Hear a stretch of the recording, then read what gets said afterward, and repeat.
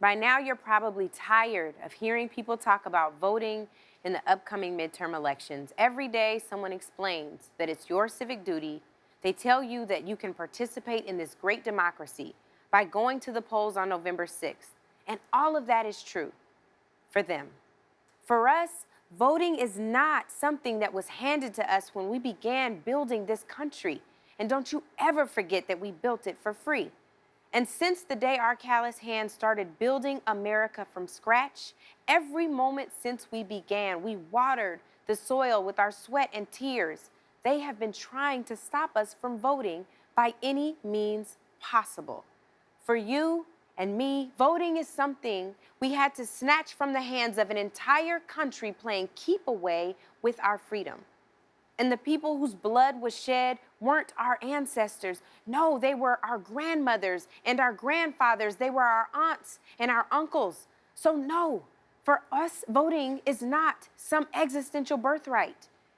We have never had that kind of privilege. Every time we go inside a ballot booth, we are standing on sacred ground. Every vote we cast is a protest, an act of resistance.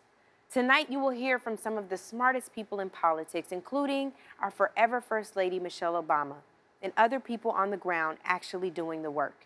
We will share with you some stories you won't hear anywhere else.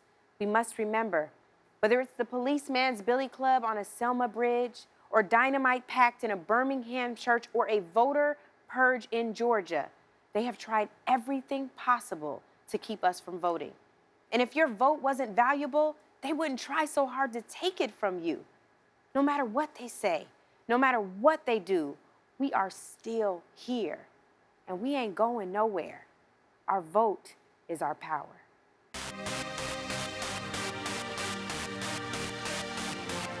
Tonight, from our Times Square studio in New York City, BET News presents Angela Rye's Midterm Election Special, Our Vote, Our Power, with your host, Angela Rye.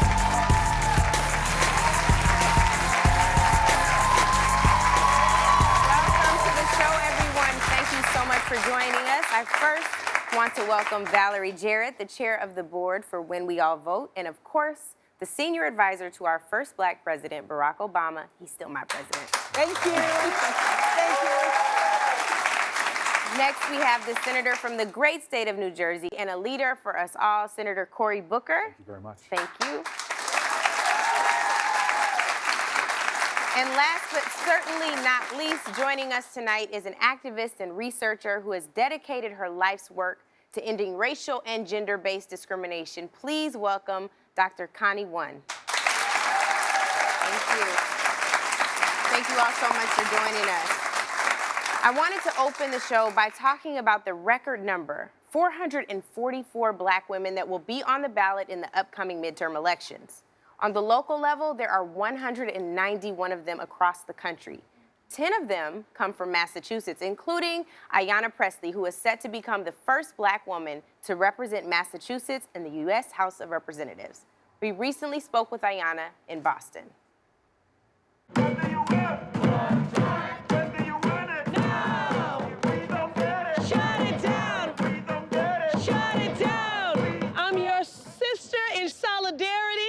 In struggle.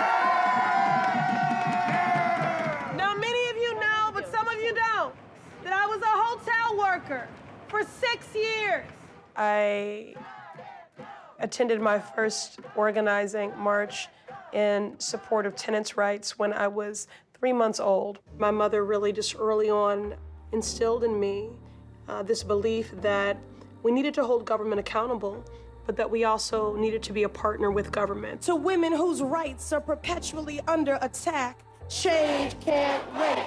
To the residents of the 7th Congressional District, change can't wait. My name is Ayanna Pressley, and I currently serve on the Boston City Council. And recently, I was elected as the Democratic nominee for the Massachusetts 7th Congressional District. In the 230-year history of our delegation, there has never been a person of color to represent Massachusetts in the U.S. House of Representatives. The Massachusetts 7th is the most diverse and unequal district in this delegation, perhaps in the country.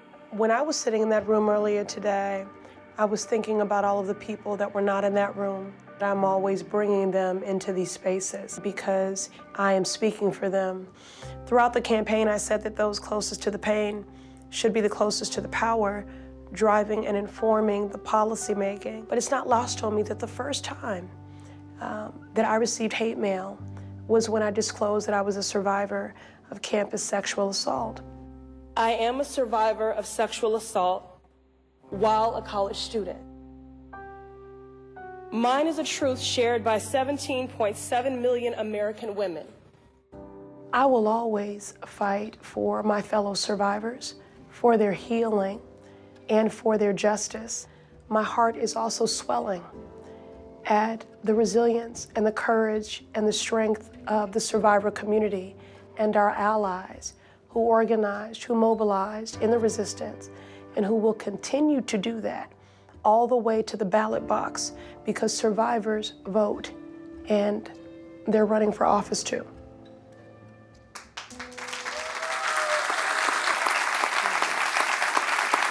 So powerful. Can you all believe Ayanna will be the first Black woman to represent progressive Massachusetts in Congress, and it's 2018. I can't get past that. So I want to pull up this graphic again and go to you, Connie. We have 444 Black women running for office in just this election, which is amazing. Yeah. But in order for this to really, really make a difference, we have to be able to win. And so I really wanted to come to you first to talk about allyship and how we support each other in elections so that we can change the numbers, not just in the House of Representatives, but also at the state level and the local level. What are the types of things that we can be doing to really build allyship and changing the numbers? That's a great question. So first, thank you for inviting all of us here to be able to talk about these things. In terms of the things that we need to do to build allyship, I think one is to recognize that this is a monumental moment by which we have to work together to fight against a president and an entire culture that is anti-survivor, that is pro-criminalization, that is anti-immigrant, which means xenophobic, right? So he's casted this culture right now that has won some serious seats, right?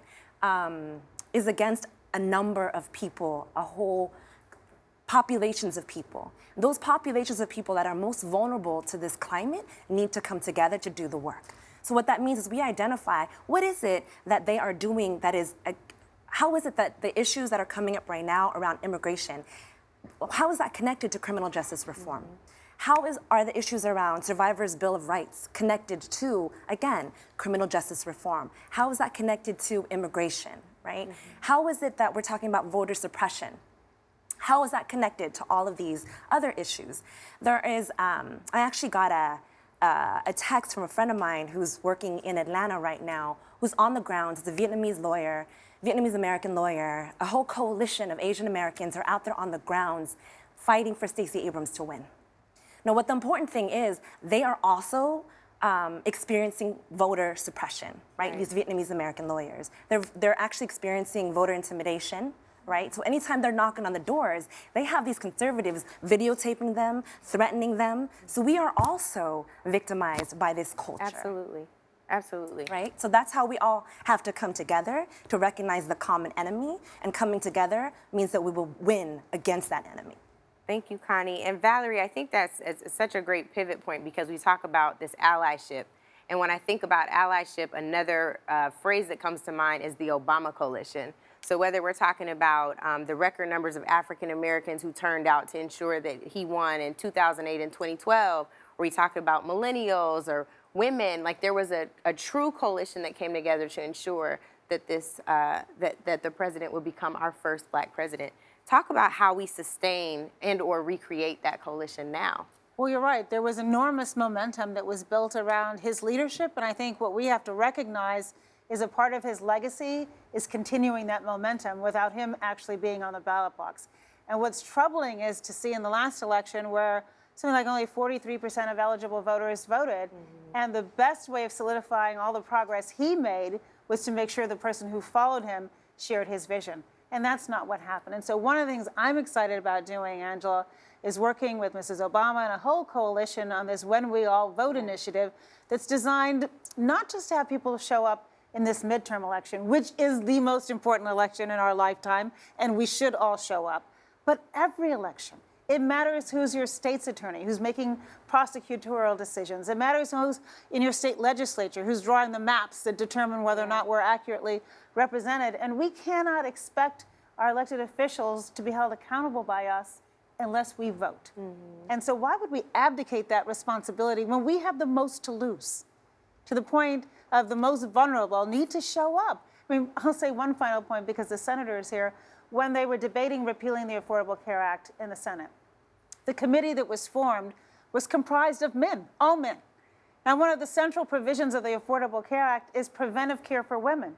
I want somebody with my body at the table making decisions for me, not a group of all men. And so that's why it's so good to see so many women, and particularly women of color, who are running for office. We deserve that seat at the table. And as you just have to recognize that no one's going to hold it open for us. We have to fight for it. No one's going to give up power.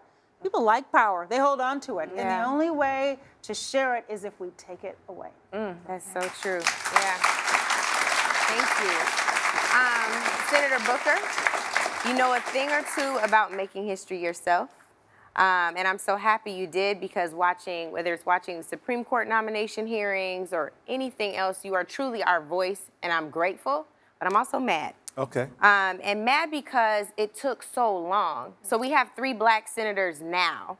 What is the pathway to ensure that history doesn't continue to be made so late? Like, how do we ensure that we're opening doors and quickly, so that the demographics in the Senate more accurately represent what we see in this country? Right, and I want to say it's not just about having non-traditional people at the table. It's really about, as Valerie was saying, what's going on in the room where it happens. And so take Ayanna, who we just saw, who's this incredible rising leader.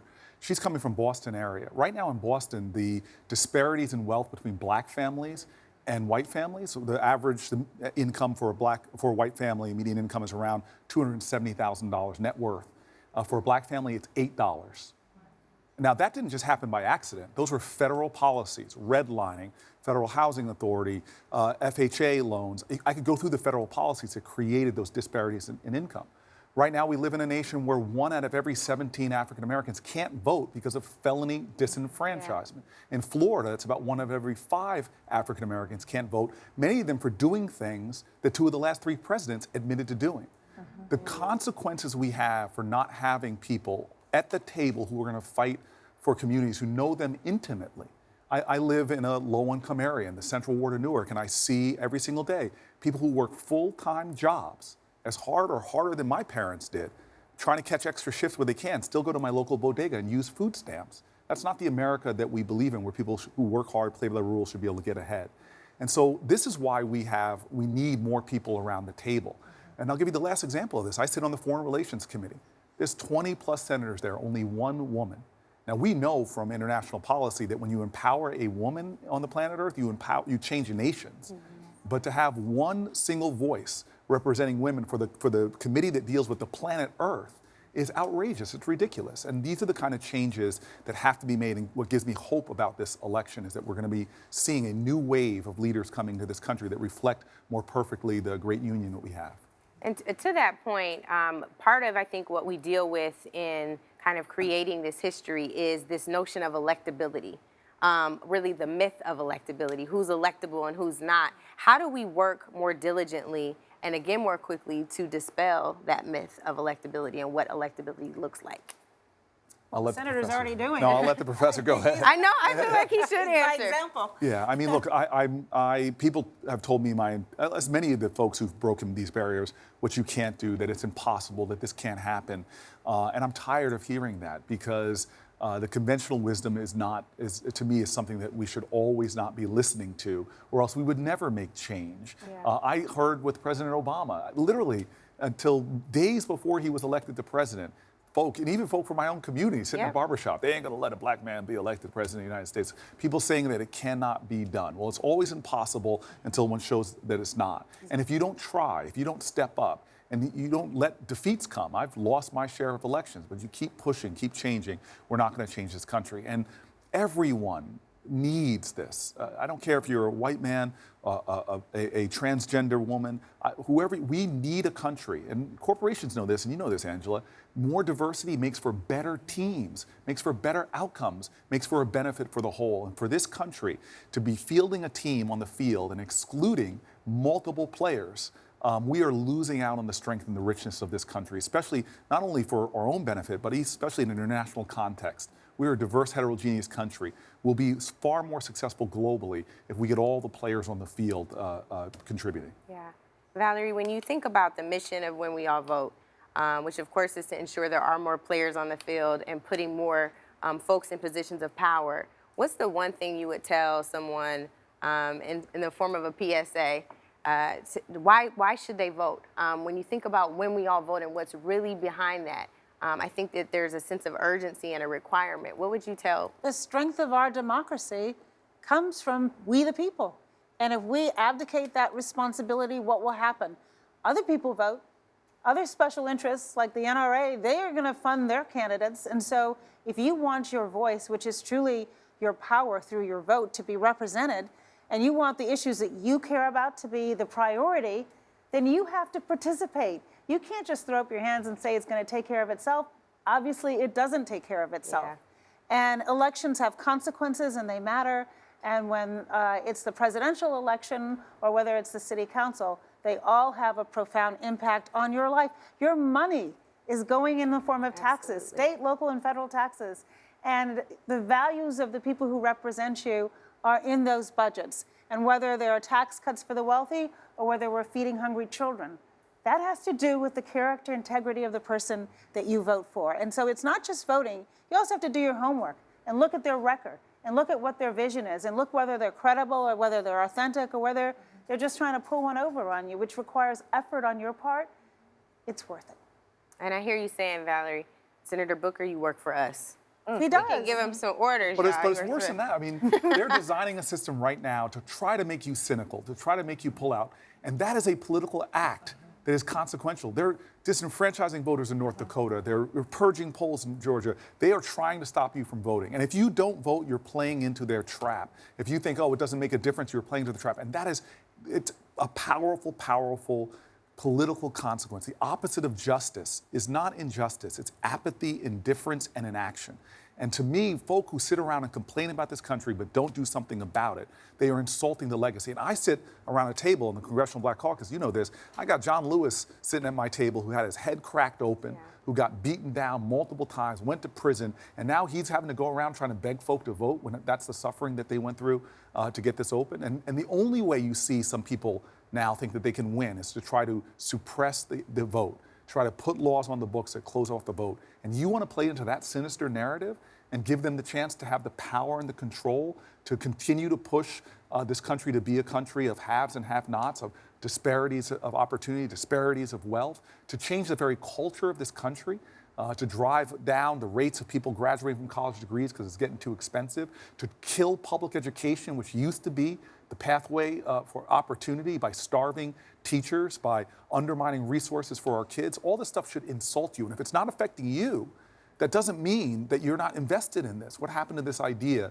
of shared sacrifice? So you may not think it might not change your life, but there are people on the margins. It's going to literally determine life or death, access to health care, freedom or liberty, how many more people. How can we live in a nation where we have more African Americans under criminal supervision now than slaves in 1850? That is federal policy. That is state policy.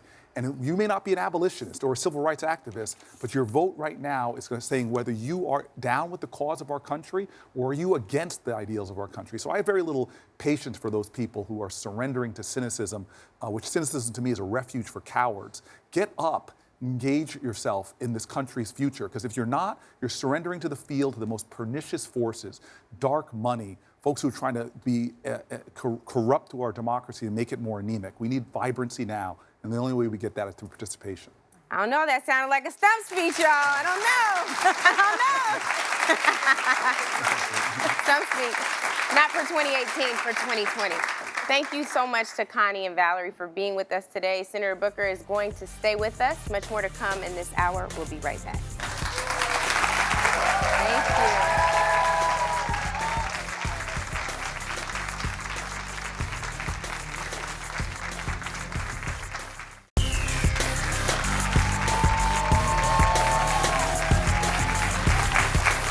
Welcome back. From mass incarceration to police brutality, criminal justice reform is one of the most important issues facing Black voters. After the death of Michael Brown and the acquittal of Officer Jason Stockley, St. Louis voters chose Wesley Bell to replace the longtime county prosecutor. Let's take a look at how Bell is using his past to inform his ability to change police accountability and address criminal justice in Missouri. I think that Mike Brown's death spurred a national conversation about criminal justice reform. And as a result, you are seeing a national awakening, a national movement to start to look at these issues. I want to have a special guest come in and drop a few gems for you. So with no further ado, let's make a thunderous, rounderous SOS applause for County Prosecutor-elect Wesley Bell. How y'all doing? All right. I was that young African-American male who had been pulled over by law enforcement when I was younger, and we would be sat on the curb, cars searched. We didn't think much of it, and to be perfectly honest, until I got into law school and took crim law, I didn't realize that there was anything wrong with it. When we look at my own state of Missouri, the fact that African-American males make up about 6 to 7% of Missouri's population, but represent close to 45% of the prison population, that should be alarming. It's not lost on me the significance of being the first African-American St. Louis County prosecutor. We went against a 27-year incumbent. I can't tell you how many people, close friends of mine, who did not think that we had a chance. But I think anyone who says that their vote doesn't matter, they can just look right here. Joining me to help us talk about the issue of criminal justice and its reform are the journalist and activist who uses the power of social media and the internet as a tool for fighting racism. Please welcome Shaun King. Still with us, of course, is Senator Booker. And also with us is Bronx MC and strong voting advocate. Please welcome Remy Ma. Also in the audience is Nicole Polt-Bell. Her fiance, Sean, was killed by the police in 2006. Nicole, I really want to start with you. After seeing the package you just saw about Wesley Bell, your fiance was one of 3 men shot by plainclothes police officers in 2006. I really want you to just give us an overview of what happened in the trial and whether or not having a Wesley Bell would have changed that outcome. I mean, absolutely. In 2006, we started by, the officers were first indicted. And a lot of times these days when we see an indictment, we get excited. But ultimately, those officers were all acquitted of all charges. There were 3 officers involved, 5 officers involved, 3 indicted. All 3 were acquitted on all charges. After the state trial was a federal investigation for criminal civil rights violations. And after a year of an investigation, it was found that there wasn't enough evidence to bring charges for criminal civil rights violations. We went so far as to even have to fight to have the officers fired. We went to trial at one police plaza for departmental hearings after the trial and after the federal investigation, and 1 officer was fired. The others were allowed to retire with their full benefits. And this was 2006. Yeah. And I think, Shaun, you know, I wanted Nicole to tell that story because so many of us know that same story and it's never reported. You know, at that point, social media wasn't rising to the levels it is right now. But through your activism, we've seen some kind of a shift, but we know it's not enough. What do you think is the next frontier, and how do we bridge that gap through the voting process by electing folks like Wesley? Sure. I was so touched when I saw her fight for her family, and when Sean was killed, I just finished college at Morehouse. And so for many of us, his murder was our Mike Brown moment, was our Tamir Rice moment. But what's happened is so many of us are so frustrated with the criminal justice system that we want nothing to do with it. And by checking out of it, we're basically giving this whole system over to people who might not have our best interest at heart.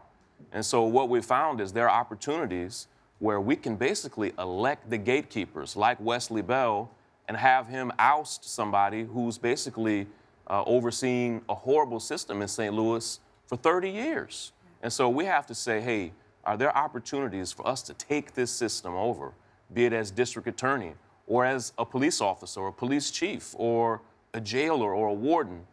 But the problem is when I travel across the country and ask young people, how many of you are interested in working inside of this justice system?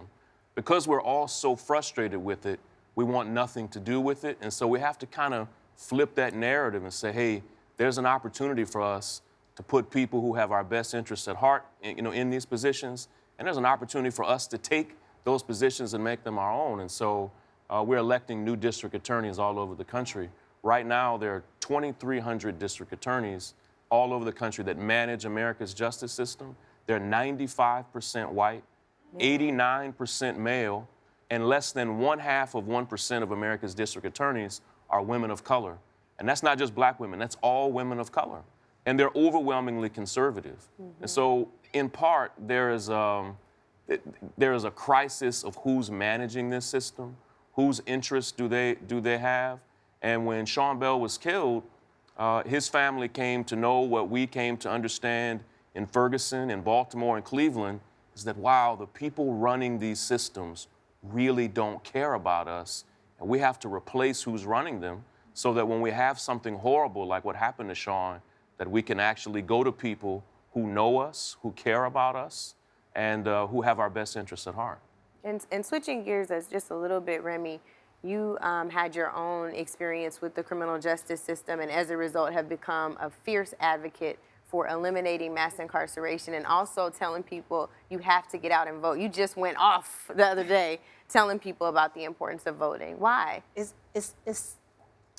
sad, but he's absolutely right. When you ask kids, who want to be involved in this, and none of them really want to be. And as parents, I'm a parent, I'm a soon-to-be parent, I see a lot of Congratulations, by the way. I see a lot of parents, they're quick to push a microphone to the kids to be an entertainer, or quick to push them onto a basketball court or a playing field, and not so quick to push a book into their hands or push them into a school. And you ask the average millennial, as they like to call them, to name the 3 branches of government, and they can't. A lot of people don't check in until it's on the executive branch, where we're dealing with the vice president and the president and things like that.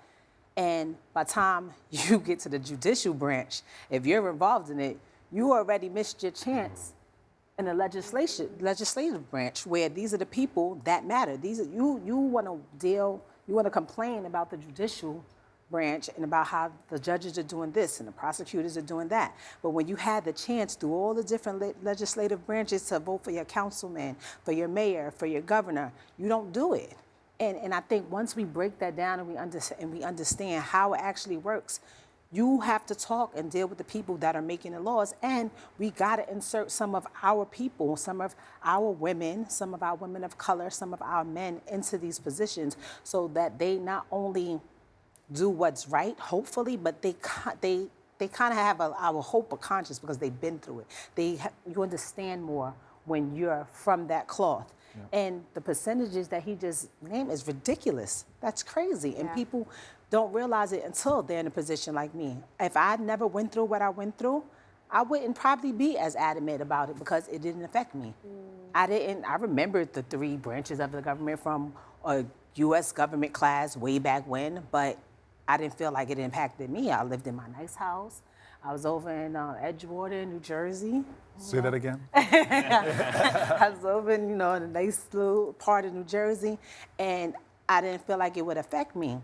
And when I came home from prison after doing almost 7 years, and I had not been able to vote for presidency, which I thought was the one important one. We were locked down when we were in prison. They let us out to watch Super Bowl or the NBA Finals, but everyone was locked down when Obama was running for office. We weren't allowed to see that because they were scared there might be an uprising or whatever. Wow. Wow. Yeah, crazy, right? Yes. So I come home, and I'm like, anytime there's a time to vote, I'm gonna vote. And I realized I didn't have that right anymore because I'm on parole. I'm currently on parole right now still. So in order for me to get permission to vote, I had to write to this person. I had to write a letter to that person. But then I go to parole about 2 months ago and I get a paper from the governor of New York that says, hey guys, everybody can vote. And it was great. I was happy, like, great, now I can vote. I don't have to worry about sending all these papers. But then I'm like, he's also running for office. So it's kind of like, you could have been did this. It made me think even more like, what if I pay my debt to society, what does that have to do with my impact to vote? Yeah. Unless I committed a crime that had to do with rigging an election or something, I could see why I wouldn't be able to vote. But it's just so many little things that we don't know as a people that immediately affect our lives, and you don't feel it until it impacts your own family. But the reality is this was intentionally done. I mean, if you go back a century or so, with intentionality, they had legislative debates that said, how are we going to keep black people from voting? We're going to create this thing called felony disenfranchisement, and then we're going to subject them differentially to laws that make you fail to abide by the laws, and we're going to invalidate your ability to vote. That's why today, as I said before, and the professor corrected me, it's 1 out of 13 African Americans who can't vote. But people have to understand, this is not the American way. This didn't really start, this explosion of mass incarceration until 1980s. The prison population since about 1980 has gone up 800% on the federal level, 500% on the state level. Now, of the planet Earth's population, 1 out of every 4 incarcerated people on the planet Earth is in the United States. 1 out of every 3 incarcerated women on the planet Earth is in the United States, because that population of women incarcerated is increasing dramatically more. And folks have to understand, this is such a toxic part of our culture because we're all paying for it. We're paying for it financially. We let our infrastructure crumble in this country while we were building, between 1990 and 2006, a new prison every 10 days. And it's more costly to incarcerate people than it is to educate people. Right now, our incarceration system is the #1 healthcare provider in America. It's in our system, in criminal justice system. So you have between a 25 and a 40% chance, if you were mentally ill in America, of ending up in prisons. We deal with drug addiction overwhelmingly in this country in our prisons. Poverty, 80% of the people who get felony charges against them qualify for indigent care. Think about this. We don't, as Brian Stevenson says so eloquently, we have a system that treats you better if you're rich and guilty than poor and innocent. Facts. And so this is a system that is so morally bankrupt, we cannot defend it. It hurts us. It makes us less safe. It costs our taxpayer dollars. It's a black hole. It undermines our values. It perpetuates racial disparities in our country. But nothing will change, though, unless we do. And the change that these two have made so eloquently is putting this on the front burner of you voting. I don't care what, the Democrat, Republican, is this a priority to change this? Because the resistance to common sense, to fiscal responsibility, to public safety, to change the system, the resistance of people defending a system that's bankrupt in all these areas is fierce. And the only way to change that, as Frederick Douglass says, if there is no struggle, there is no progress. But folk got to be willing to struggle on this issue. Yeah, we do. Yeah, we do. I wish we had more time. We need Justice Special on mass incarceration. Sean King, Senator Booker, Remy Ma, the MC. Thank you so much for coming. Thank you for your advocacy, too. I think that's very important. Thank you all. You are making a difference, and now we are going to vote. Much more to come in this hour. Stay with us. Thank you.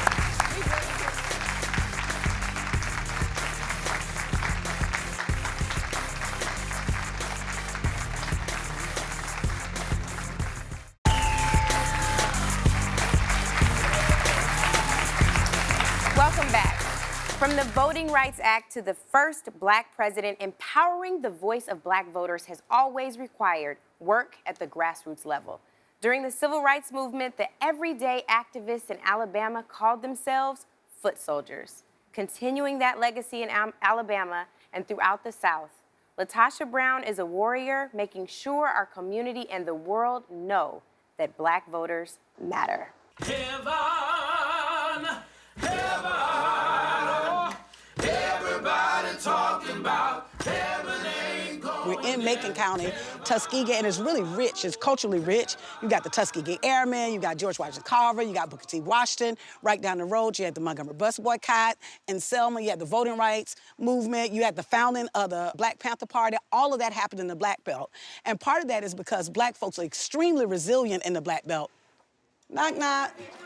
Hey, how you doing? All right. I wanted to come and remind you that there is an election. Are you registered to vote? My name is Latasha Brown. I am the co-founder of Black Voters Matter Fund.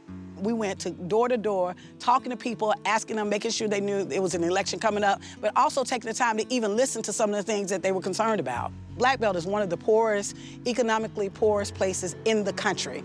Well, we're gonna work our way back around here because we gotta go back around here. We're gonna be right here. Got the car. She at work. Last year is actually when I got involved with Black Voters Matter, and we actually organized here in Tuskegee and throughout the Black Belt. Black women came out to mobilize and vote for Doug Jones during that election. Our strategy was actually connecting to grassroots groups that already are based in communities, connecting them into a network, providing resources for them, and doing the work. And I think what we see as a result was, the reason why nobody knew that the election, that Doug Jones was gonna win the election, was because they didn't realize what was happening on the ground. So we really need to really be telling folks, if enough of us vote, enough of us show our power, we'll make the difference. And at the end of the day, shouldn't we be in control of our own circumstances? So we should be self-governing. So when we're talking to folks, it ain't really about the Democrats or Republicans, it's really about us being self-determined. What we decided to do is to turn our frustration into a larger vision, and part of that vision is getting people to vote so that they do have control over the resources in their local community, and getting them to vote so they're engaged in a process to say, nobody's gonna save us, we gotta save us. Black Voters Matter.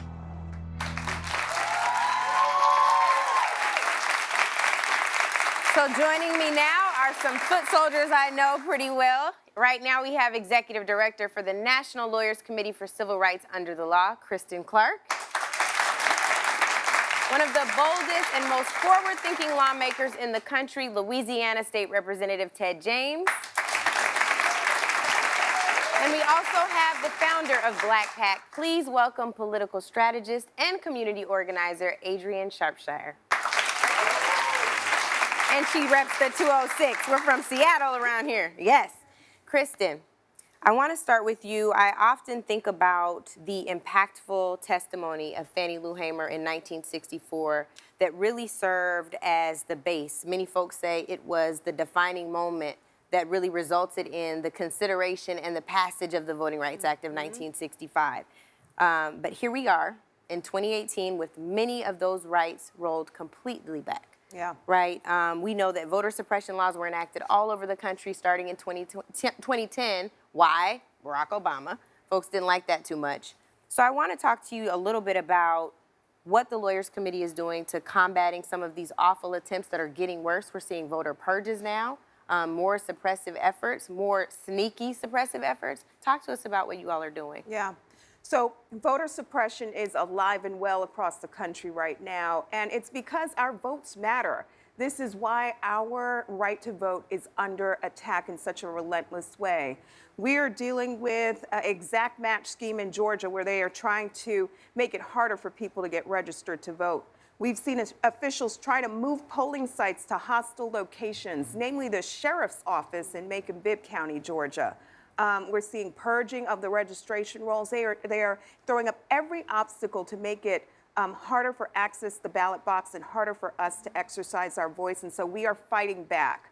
We don't want people to be discouraged by the reality of voter suppression that we face. We're filing lawsuit after lawsuit, and we're also running a program called Election Protection. It is nonpartisan, and it is a go-to resource for people who are trying to find out what they can do to get registered to vote in their state, and it's a place that they can safely go to report complaints. It's anchored by the 866 Our Vote hotline, 866 Our Vote, so I hope everybody plugs that into their phone. We are going 7 days a week right now, addressing complaints, fighting back against the hurdles, filing lawsuits, because we want to make sure that every voice is heard this election cycle. Let's see if they got that number. What's the number, y'all? 866. Very good, very good. Quick studies. Adrienne, I want to shift gears and talk to you in part because I know Latasha is a fellow foot soldier with you in this movement, but you founded Black PAC because you saw this coming. You saw the first iteration of it and you were like, I know this is just the beginning. Talk to us about some of what you're doing this midterm election to protect Black votes and also to strengthen them. You know they're powerful, and that is, of course, why they keep coming at us. Yeah, and we knew when President Obama was leaving office that we would find ourselves in what everyone was referring to as this post-Obama era. And we really thought, well, so what does that mean? And what does that mean for Black folks? What does that mean for our participation in our elections? What does that mean for our participation in addressing issues and changing problems in our communities? And so we put together with folks across the country, with folks who've been doing this work on the ground for a long time in states across the country, to say, well, we actually can have our own political organization. Mm-hmm. We actually can come together and help build Black political power that's lasting and that we can sustain so that we can ensure that we are always engaged at the highest numbers in our elections, and that we stay engaged after the election and make sure that the issues that were talked about as priorities actually get enacted, whatever they are. So this year, we're on the ground right now, knocking on doors. We have about 1,000 canvassers right now, knocking doors across 8 states, really talking to people about the candidates for sure. One of the things that we know about midterm elections is that voters during midterm elections tend to have low information. Folks don't know who's running. We don't see the same kind of excitement that we often see during presidential elections. And so people are uncertain about who's on the ballot. They're uncertain about the issues that are on the ballot. They're uncertain in some cases about why the midterm is so important. So we're having those conversations with people. We're talking about why their U.S. Senate races are important. We're talking about why their U.S. House races are important. We're talking to them about their governor's races. We're certainly, working hard in a number of places, including in Georgia and in Florida, where we know we have historic governor's races. But there are also issues that people are going to be voting on this year. We know that there's the ballot initiative in Florida to help restore the rights of formerly incarcerated, our returning citizens. In Ohio, there's an issue on the ballot that will help to reduce prison populations. It will help to reduce mass incarceration. People have the ability to vote on that. They don't have to go through their legislator. They can vote directly to make sure that we bring down, stop sending people to prison for reasons they shouldn't be there. Right. In Missouri, there's a ballot initiative to help raise the minimum wage, right? We know that the issues that people talk about to us on the doors are people are concerned about the economy, they're concerned about jobs, we need to raise wages, they're concerned about healthcare, they're concerned about criminal justice reform. We actually can have an impact on all of those issues and help to redirect our country right now, because our country is in a crisis. And really Black folks, more than many, understand what that is, they know what it looks like, and are prepared to do their part to make sure that we get back on the right track. And Adrienne, you're exactly right. The crisis is ongoing. It's not new, but we see it worsening considerably. Ted, you are a foot soldier on the legislative side. I want to hear from you some of the things that you can do legislatively, or the things that you've already done legislatively, to keep the vote for us when we know they try to keep us from the vote. I'll tell you, this past year we passed legislation to allow over 30,000 felons to now, they have their right to vote again, right? So 30,000 new voters that have completed their debt to society, and now they're going to be active voters because they are no longer on probation or parole. We can also look at voting precincts, right? Local elections matter. In Louisiana, we have voter registrars, right? They are appointed. Who does the appointment? Who puts that person in power? And it's a lifetime appointment. So what we've tried to do is establish criteria for that registrar of voters, because that is the person, the safeguard when the federal government comes down with these regulations and Congress pass certain legislation attempting to suppress our vote. That person on the ground in Baton Rouge, their registrar, is the person that you need to hold in check. And that's the person that you need to have with your values that are sitting there making those decisions, especially when it comes to voter purging. Right now, Secretary of State is not a really sexy office. People don't talk about it. We have a very important election because we've had a Secretary of State. He was a Republican. But when this president tried to push down things on Louisiana, he said no. And he was one that he knew the importance of voter protection. But we have an election right now with candidates. We have to make sure we elect the person that has our heart. It's so crazy that you mentioned Secretary of State because true to that point, I think if there was ever a more visible example, I think of Georgia immediately. I'm supposed to go to break, but I can't without addressing this. Secretary of State Brian Kemp is running against Stacey Abrams in Georgia. How many of you all know about Stacey Abrams? Ooh. Right? This man, who is in direct conflict in that role as Secretary of State, is purging voters, and they're the same voters, right, Kristen, that would be voting for Stacey. There's a direct conflict. So those offices, whether we think they're sexy or not, we've got to make sure we're paying attention to those. I'd definitely like to thank our panel, Kristen Clark, Ted James, Adrian Sharpshire. Thank you all so much for being here on this important topic. We are just getting started. Election day is when, y'all? November 6th. All right, we're doing better. Much more to come in this hour. Coming up next, my exclusive interview with our forever First Lady, Michelle Obama. Stay with us.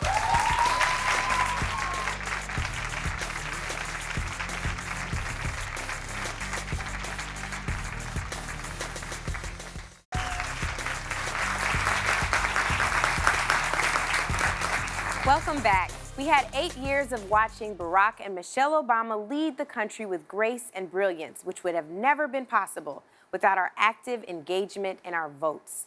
In my exclusive interview with Michelle Obama, she explained why she's returning to her roots by launching a new initiative to let America know that change only happens when we all vote. Our forever First Lady, Michelle Obama. You know, that's what the culture calls you. That's what some people do. I'm okay with it. Thank you so much for launching this tremendous initiative When We All Vote. Yeah. And I have to believe, after everything you said about your amazing family, they've had a little something to do with this. So what's your earliest voting memory? Oh, my goodness. When I was little, my father, first time I went to vote was with him. My father was a precinct captain, and in Chicago, the precinct captain in the area sort of worked with the aldermen to make sure that neighbors got what they needed. So as a precinct captain, he was very involved in the neighborhood, knew all the neighbors, and voting was something that he always did. And that was powerful for me because, as most people know, my father had MS. It was the disease that ended his life ultimately, and he walked with crutches for all the time that I've known him. So it was hard for him to get around. But now looking back, the notion that a man with a disability, you know, no matter what was going on, rain, snow, pain, he voted. He didn't have money, he didn't have clout, he didn't have prestige, he didn't have lobbyists working for his industry because he was a city worker. So what he had to ensure that we had what we needed was his vote, and he understood that power. How has that driven you to start this important initiative When We All Vote? Knowing that there's still millions of people out there who don't vote, and the statistics are pretty astounding. In 2008, when we were running, there were record numbers of people voting. That was in a presidential election, but even then, with records set, there were still 80 million people who didn't vote. And in midterm elections, like the one that's coming up now, the numbers are even lower, as low as 37% of the population don't vote in the midterms. And those numbers are astounding to me when you know just how much is controlled by the vote. So my thought is that we need to make voting as cool as everything else we can make happen. You said democracy moves on with or without you. That's the thing, you And know. it's such a While we profound- tune out, other people are tuning in, and that's how our process works. That's how we make change. Now, we can march, we can protest, we can be upset, but we've got to couple that with the action of voting. Because when we sit out, other people sit in, and we can't count on other people taking our interests to heart. You know, we can't count on somebody else who doesn't know us, doesn't know our neighbors, doesn't know our neighborhood, doesn't know our struggle, to do what's right for us. So we have to do that. Not to just vote every couple of years or to wait for midterms, but I think this is something we have to be talking about all the time, every day, because we just can't afford to have such large percentages of the population sitting out of these decisions that affect our lives every day. And when you think about the other folks who say, you know, in spite of all that, I still don't feel like my vote matters, I still don't feel like my vote counts, what do you say to those people? Yeah, it's just like you couldn't be more wrong, you know? It matters. You know, everything that happens in our lives is affected by the political process. And here are some other statistics that I always talk about. Every time I was campaigning for Barack, whenever I went into a precinct or an area, we would do the calculations of the margin of victory for any elected official. And in presidential elections, those margins could be as small as 20 votes per precinct. A president can win or lose by hundreds of votes in any given area. So every time somebody says, I won't bother, they could have literally changed the election if they had changed their mind. And so folks don't have that information. Look, I was 18 when I voted. I didn't know anything, and I still voted. You knew enough to go vote. I knew enough. I had opinions, Yeah. And we all have opinions. But we have to sort of educate people because the voting process feels intimidating, right? It feels like a faraway thing for other people. But the thing I said in my last rally speech is that that's what folks want us to think. They want us to feel intimidated by the process because when we sit out, then they decide it all. So it's like, yeah, you think it's too hard. You think it's too complicated. Let us make the decisions for you. So you said not voting is like letting your grandmother pick out your clothes. And I love that moment. I was like, that's a really good analogy. We love grandma, but, that's who votes. Yeah. So then the question becomes, especially for our community, for the viewers sitting at home, what do we lose when we don't show up? We got a lot to lose. The kind of air we breathe, is determined by the vote. Who goes to jail and why? Who gets shot out in the street and how punishment is vetted out? Who goes to jail for what crimes, Who gets money for school, Who gets the tax cut? When a storm hits, whose communities get the resources they need? We have some living examples of when things go wrong, who gets helped and who doesn't? How fast does the help come? And the truth is, people have to think, if a politician is elected by a small block of voters, and they know that there's a small block of voters, well, who do you think they're going to help first? Absolutely. Are they going to help the people that they know stayed home? Because politicians know who stay home. They know the demographics. They know the age groups of people who vote. They know the race of people who vote, because all those statistics are knowable.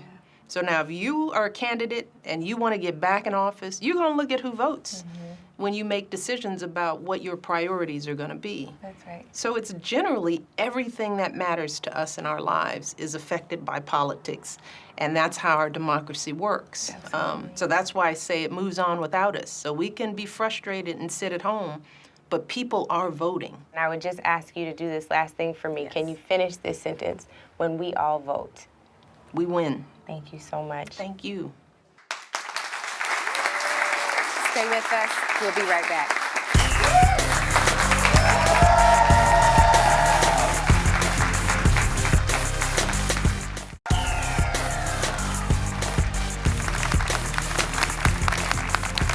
Welcome back. Before we end tonight's very important conversation on our vote, our power, I want to just take a moment and talk to Eric, who joined us today. Eric is someone who spent 18 years in prison for a murder he did not commit.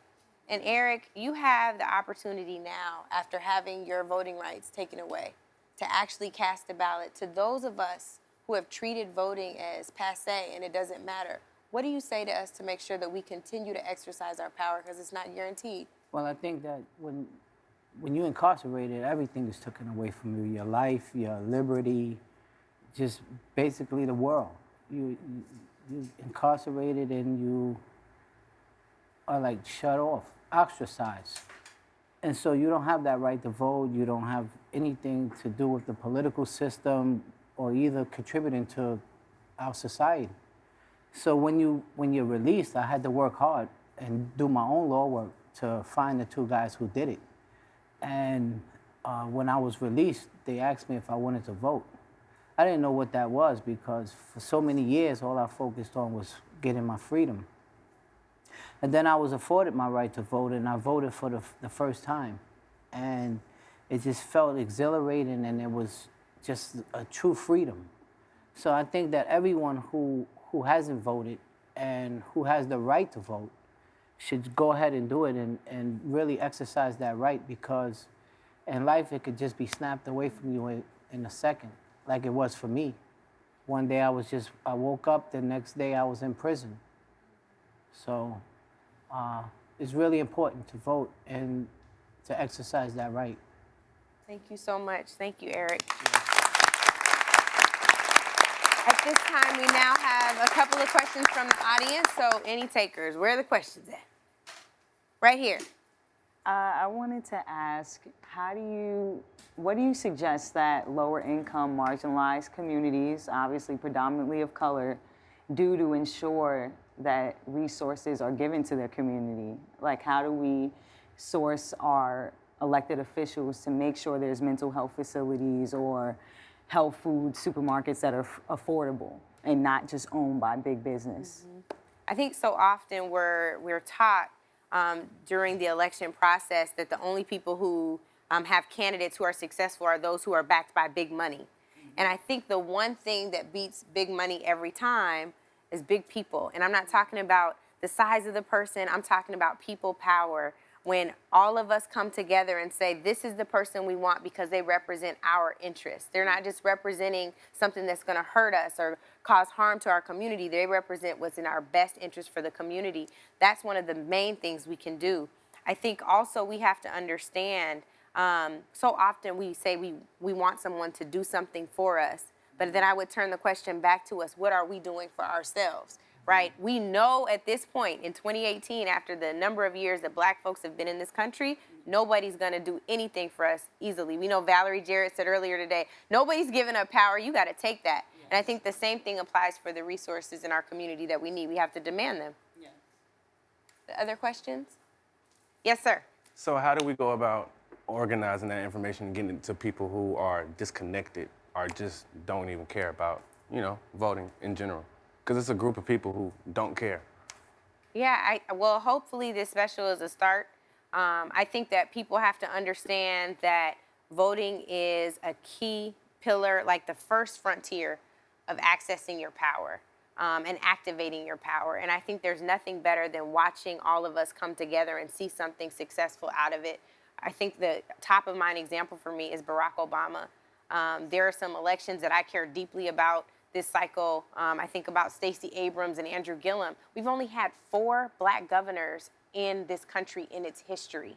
4, and 2 of them were appointed, right? We've never had a Black woman governor. And so to me, that's not a partisan thing. It's just about history and knowing all of the ways in which we've shaped this country. It's ridiculous to see that we haven't been in those positions of power. We've obtained power, we've constructed things. Like we even built the United States Capitol. Right? We were never compensated for that, but we did build it. And so why wouldn't we be able to go into those halls and make sure that our voices are heard and that we're actually represented proportionally with our demographics in this country?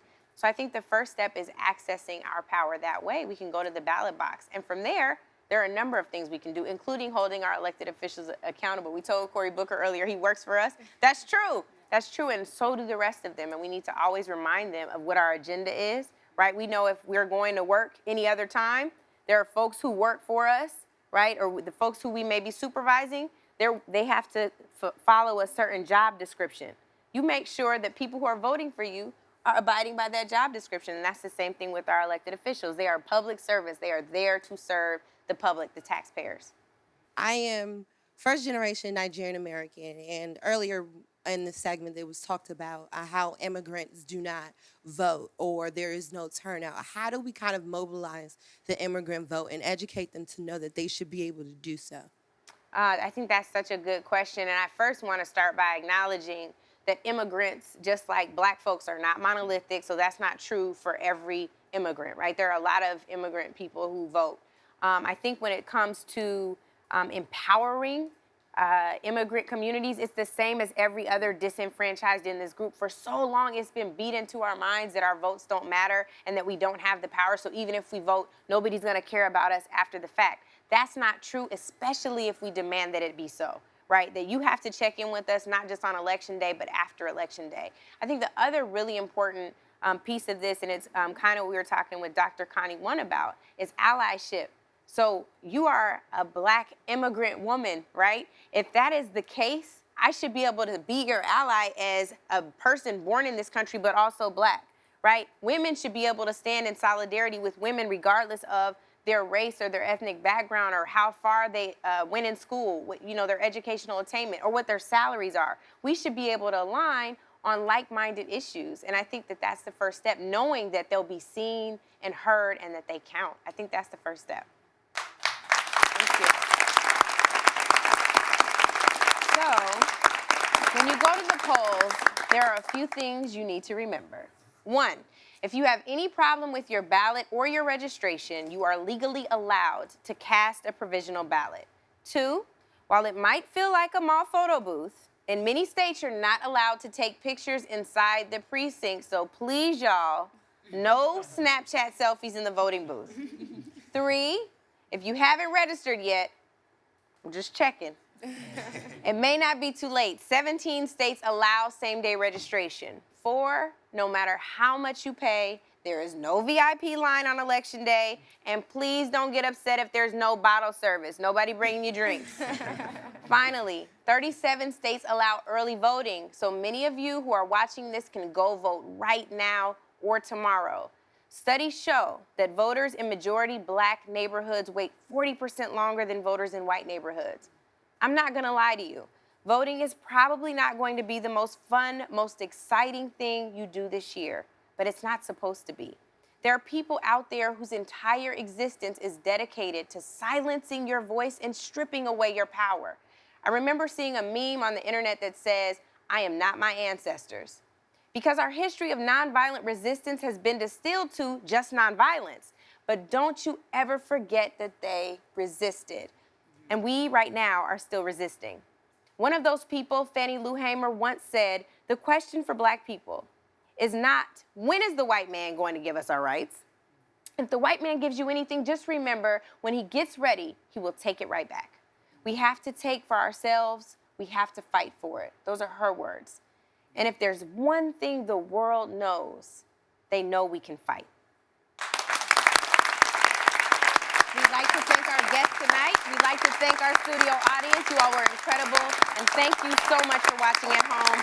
Please remember, your vote is your power.